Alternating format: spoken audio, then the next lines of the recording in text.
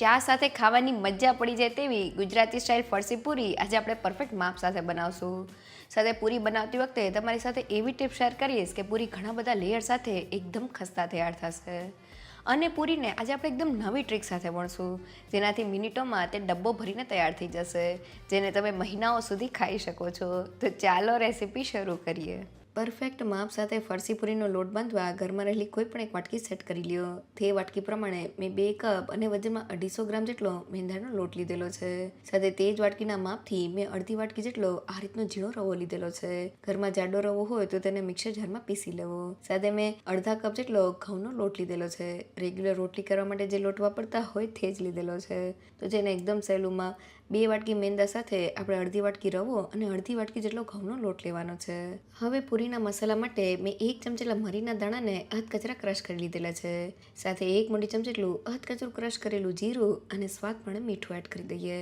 બધા જ મસાલાને લોટમાં મિક્સ કરી લઈએ. તે મસાલામાં તમે મરી અને જીરું સાથે થોડા રેડ ચીલી ફ્લેક્સ કે પછી કસૂરી મેથી પણ એડ કરી શકો છો. તો મસાલા મિક્સ થઈ જાય એટલે આપણે લોટમાં મોણ એડ કરવાનું છે. તો હવે મેં અહીંયા અડધો કપ અને વજનમાં 70 ગ્રામ જેટલું ઘી લીધેલું છે. તેને એકદમ સારી રીતે ગરમ કરી લઈએ. ઠંડા ઘી કરતાં જો આપણે પૂરીમાં ગરમ ઘીનું મોણ એડ કરશું તો પૂરી ખાવામાં એકદમ ખસ્તા તૈયાર થશે. તો ઘી ગરમ થઈ જાય એટલે તેને લોટમાં એડ કરી દઈએ. શરૂઆતમાં ઘી ગરમ હોવાથી તેને ચમચીની મદદથી મિક્સ કરી લઈએ. હવે 2 હાથ વચ્ચે લોટને ઘસતા જઈને ઘીના મોણને લોટમાં સારી રીતે મિક્સ કરી લઈએ. તો ઘીનું મોણ મિક્સ થવાને લીધે લોટનું ટેક્સચર આ રીતના ક્રમ્બલી તૈયાર થઈ ગયું છે. જેને હાથમાં દબાવીએ તો તે સારી રીતે બાઇન્ડ થઈ જાય છે. મીન્સ આપણા મોણનું માપ લોટમાં એકદમ પરફેક્ટ છે. તો હવે પાણી એડ કરતા જઈને પૂરી માટેનો કઠણ લોટ બાંધી લઈએ. તો પૂરીને આપણે ક્રિસ્પી તૈયાર કરવાની છે એટલે આપણે લોટને થોડો કઠણ જ બાંધવાનો છે. તો તમે જોઈ શકો છો કે મેં લોટને આ રીતનો કઠણ બાંધી લીધેલો છે. આ રીતનો લોટ તૈયાર કરવામાં મારે 3/4 કપ એટલે કે અડધા કપથી થોડા વધારે પાણીની જરૂર પડેલી છે. તો હવે તૈયાર થયેલા લોટ ઉપર થોડું તેલ એડ કરીને લોટને એકદમ સારી રીતે મસળી લઈએ. તો લોટને મસળવાથી તેમાં એક સ્ટ્રેચીનેસ આવે છે, જેનાથી આપણે પૂરી માટે પતલી રોટલી વણી શકીએ છીએ. તો તમે જોઈ શકો છો કે લોટ એકદમ સારી રીતે મસળીને આ રીતનો સ્મૂથ તૈયાર થઈ ગયો છે. તો હવે તેને ઢાંકીને ફક્ત 15 થી 20 મિનિટ માટેનો રેસ્ટ આપી દઈએ. તો પૂરી માટેનો આપણો લોટ બંધાઈ ગયો છે. અહીંયા લોટમાં મેં મેંદાના લોટનો ઉપયોગ કરેલો છે. મેંદાના લોટને લીધે જ પૂરી ખાવામાં એકદમ ખસ્તા અને ફરસી તૈયાર થાય છે. સાથે મેં થોડો રવો એડ કરેલો છે, જેનાથી પૂરીનું બહારનું લેયર એકદમ ક્રિસ્પી અને કુરકુરું તૈયાર થશે. અને મેં અહીંયા થોડો ઘઉંનો લોટ એડ કરેલો છે. મેંદાના લોટ સાથે થોડો ઘઉંનો લોટ એડ કરવાથી પૂરી ખાવામાં સોફ્ટ તૈયાર થાય છે. આ પૂરીને આપણે ખસ્તા તૈયાર કરવાની છે એટલે લોટમાં જો તેલની જગ્યાએ આપણે ઘીનું મોણ એડ કરશું તો પૂરી એકદમ ખસ્તા તૈયાર થશે. અને આપણે પૂરીના લોટને થોડો કઠણ બાંધવાનો છે. જો આપણે લોટને ઢીલો કરી દઈશું તો પૂરી ક્રિસ્પી તૈયાર નહીં થાય. તો લગભગ 15 થી 20 મિનિટ જેવું થઈ ગયું છે અને આપણો લોટ સારી રીતે સેટ થઈ ગયો છે. તો હવે આપણે એકસાથે ઘણી બધી પૂરી કરવાની છે. તો થોડો લોટ હાથમાં લઈને તેમાંથી મીડિયમ સાઇઝનો લુઓ તૈયાર કરી લઈએ. તો અહીં આપણે લુઆને નાની સાઇઝે નથી કરવાના. હવે તેને વણવા માટે લઈ લઈએ, જ્યારે બીજા લોટને આપણે ઢાંકી દેવાનો છે. હવે પૂરીને વણતા પહેલાં પાટલાને થોડા તેલથી ગ્રીસ કરી લઈએ.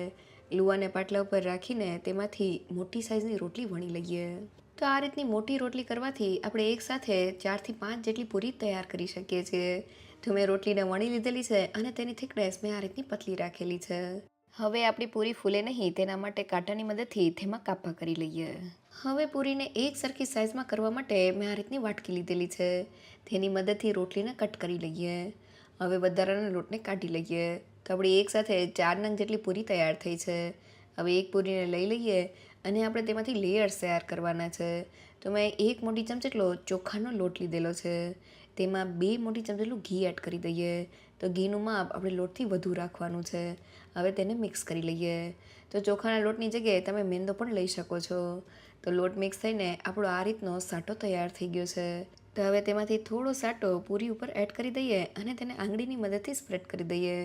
હવે પૂરીને આ રીતના ફોલ્ડ કરી લઈએ અને ફરી પાછો થોડો ઘી અને લોટનો સાટો તેની ઉપર લગાવી દઈએ. અને હવે પૂરીને ફોલ્ડ કરીને આ રીતનો ટ્રાયેંગલ એટલે કે ત્રિકોણ શેપ આપી દઈએ. અને હવે વેલણની મદદથી પૂરીને હળવે હાથે વણી લઈએ. તો પૂરીમાં લેયર્સ કરેલા હોવાથી આપણે તેને વધુ વજન દઈને નથી વણવાની. અને હવે આ રીતના બધી જ પૂરીને તૈયાર કરી લઈએ. હવે પૂરી ઉપર એડ કરવાનો સ્પેશિયલ મસાલો બનાવવા મેં 1 મોટી ચમચી જેટલું કાશ્મીરી લાલ મરચું પાવડર લીધેલું છે, સાથે 1 ચમચી જેટલો સંચળ પાવડર અને 1 ચમચી જેટલો ચાટ મસાલા પાવડર એડ કરી દઈએ. તમે તેની જગ્યાએ આમચૂર પાવડર પણ લઈ શકો છો. હવે બધા જ મસાલાને સારી રીતે મિક્સ કરી લઈએ. તો બધા જ મસાલા મિક્સ થઈને આપણો સ્પેશિયલ મસાલો તૈયાર થઈ ગયો છે. હવે મેં તેલને ગરમ કરી દીધેલું છે. આ પૂરીને આપણે લેયર સાથે તૈયાર કરીએ છીએ એટલે આપણે તેલને વધુ પડતું ગરમ નથી કરવાનું. હવે ગરમ તેલમાં પૂરીને તળવા માટે એડ કરી દઈએ. તો તમે જોઈ શકો છો કે મેં કઢાઈમાં સમાય તેટલી પૂરી એડ કરી દીધેલી છે. શરૂઆતમાં આપણે તેને પલટાની ઉતાળ નથી કરવાની. તો પૂરીને આપણે લેયર સાથે તૈયાર કરીએ છીએ એટલે આપણે તેને ધીમા ગેસ પર જ તળવાની છે. તો લગભગ 5 મિનિટ જેવું થઈ ગયું છે. હવે પૂરીને હળવે હાથે પલટાવી દઈએ અને તેને બંને બાજુ ફેરવતા જઈને તળી લઈએ. તો પડવાળી પૂરી એકદમ ખસ્તા અને ક્રિસ્પી તૈયાર થાય એટલે આપણે તેને ધીમા ગેસ પર જ તળવાની છે. તો પૂરીને તળતા લગભગ 10થી 12 મિનિટનો સમય થઈ ગયો છે અને તમે જોઈ શકો છો કે તે બધી જ બાજુથી એકદમ સારી રીતે તળાઈને ઉપરથી ગોલ્ડન બ્રાઉન થઈ ગઈ છે.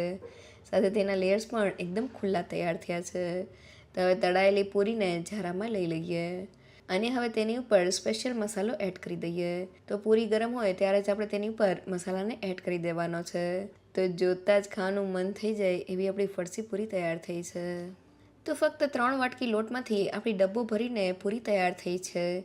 એક પૂરીને હાથમાં લઈને તમને તોડીને બતાવું તો પૂરી ખાવામાં એકદમ ખસ્તા અને ફરસી તૈયાર થઈ છે. એકવાર આ ટ્રીક સાથે તેને જરૂરથી ટ્રાય કરજો. તો વણવાની એકદમ નવી ટ્રીક સાથે ડબ્બો ભરીને આપણી ફરસી પૂરી બનીને તૈયાર થઈ ગઈ છે. તે સ્વાદમાં એટલી ટેસ્ટી લાગે છે કે તેને એકવાર ચોક્કસથી ટ્રાય કરવા જેવી છે. ફરસી પૂરીની રેસીપી જો તમને ગમી હોય તો મને કમેન્ટ સેક્શનમાં જરૂરથી કહેજો. સાથે મારા વિડીયોને લાઇક અને ફ્રેન્ડ્સ અને ફેમિલીમાં શેર કરજો અને મારી ચેનલને સબસ્ક્રાઈબ કરવાનું ના ભૂલશો. તો ફરી મળીએ એક નવી રેસીપી સાથે.